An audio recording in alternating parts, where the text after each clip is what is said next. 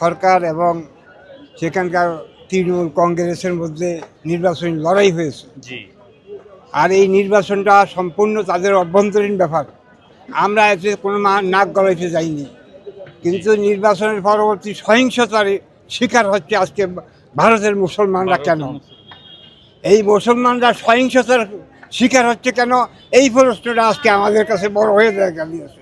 আমরা বলবো, ভারত আমাদের প্রতিবেশী দেশ, আমাদের সঙ্গে সৎ প্রতিবেশী আমরা আচরণ করতে চাই ভারতের সঙ্গে। যদি তাই না করে এবং মুসলমানরা যদি সেখানে কচু কাটা হয়, আজকে শুনছি মুসলমানদেরকে সেখানে বুলডোজার দিয়ে মুসলমানদের বাড়িঘর উড়িয়ে দিচ্ছে, মুসলমানদেরকে যেখানে হচ্ছে সেখানে হত্যা করার চেষ্টা করা হচ্ছে।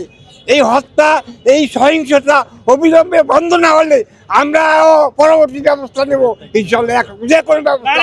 ভারতীয় সরকার অবিলম্বে যেন এই পশ্চিমবঙ্গের সহিংসতা বন্ধ করে, আর বন্ধ করে না পারলে বাংলাদেশের সহিংসতার আগুন জ্বলবে জ্বলবে জ্বলবে।